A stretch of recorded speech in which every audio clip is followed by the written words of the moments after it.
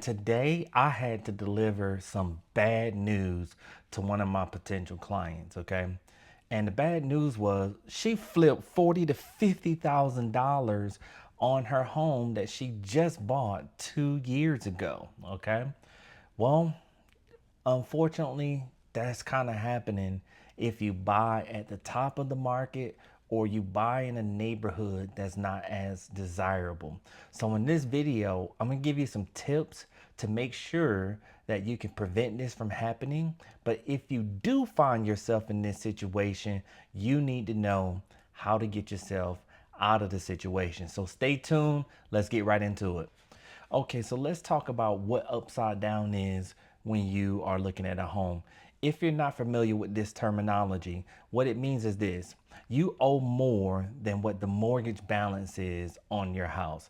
Case in point, you buy a $400,000 house, you owe 380,000 on it, and it's worth $350,000. Okay, that difference between 350 and 380, that's the upside down portion. You're $30,000 upside down. Okay, now there's a couple of ways that this happens. One of them I said earlier, which would be buying at the very top of the market. Okay, the second way that this could happen is that your neighborhood itself tanks. Something happened in your neighborhood, like excessive foreclosures or something, and that is tanking your value. Okay. Third way this can happen is just condition of the home. You are not taking care of the home. It's not clean. It's not put together well. Well, that creates costs for a potential buyer that's looking at your property, and that can also bring the value down of the home. And the last way would be your down payment. Maybe you did minimum down payment or you did zero down payment. Those are some ways that you could end up being upside down on your home. Now, in my client's case, they happen to buy at the top of the market, okay? So they bought when the prices were the highest, and they are paying for that now with the negative equity. But I don't want you to freak out, okay? Because there are some ways that you have some options, okay? And let's go over those options right now. Option one is the easiest option, and that's just stay put. Don't make any moves. Listen, if you bought this house, I hope you use long-term thinking, because long-term thinking is how we should be looking at homes in general. If you knew that you were going to move within a year to 2 years, well, that's not long enough to ride out any dips that the market could have, okay? But you could stay put as long as you make the mortgage payments and you can afford those mortgage payments. That's option one. Option two is renting out the home, okay? Now, remember, we are in the red, so we may not get a premium rent, but maybe we can get what the house's mortgage is or close to the house's mortgage. Now, the benefit of that is you're not having to take on all of this mortgage payment. You have a renter in place that's helping you buy this equity back in so many words, right? Option three is a little odd. It's a HELOC, but you are already in the red, so this is definitely not going to be the most recommended option. Number one, most lenders are going to see this as a red flag, and they may not want to invest in a ship that's already sinking. Okay, so this would be very difficult to do, but I'm sure someone out there has an option for you on the HELOC. Option four, that's bring cash to the table when you sell the home.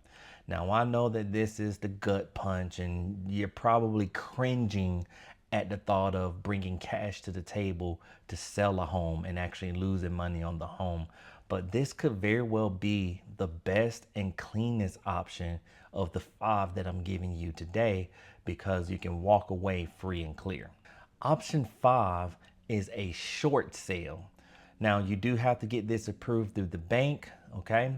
But this is an option, and this is going to hurt your credit, no doubt about it.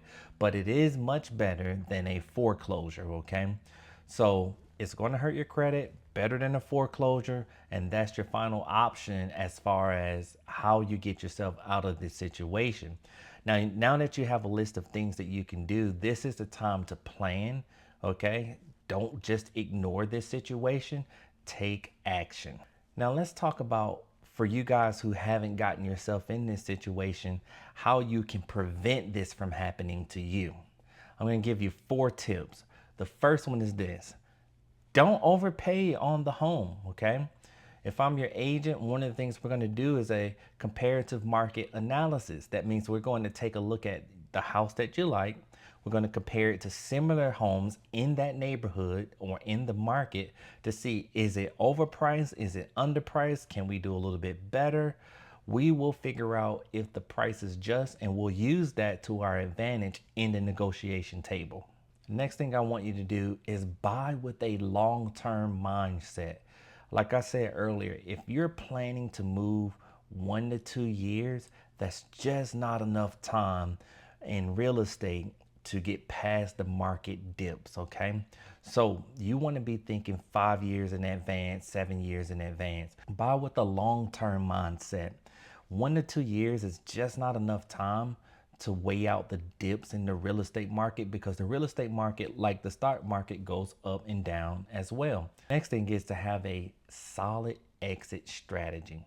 So one of the things that we're going to talk about is all the what ifs, because life changes rapidly, okay? So since life changes rapidly, my job is to help you answer all the what if questions and even give you some what if scenarios that you may not have even thought about. Now look, bad news is never fun, but here's the thing that I can promise you. I'll always give you the right information up front.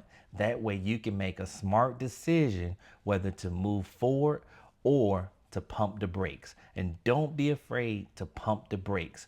My goal is to help you make the right decision at the right time for the right price. If you are unsure, if you're upside down on the home, or you're just starting in your journey and you're trying to figure out what to do next, just hit this QR code. This will give you all my contact information, and you can communicate with me however you like, whether that's text, DM on social media, or if that is email. All of that's going to be in the link right here. And until next time, I'll see you soon.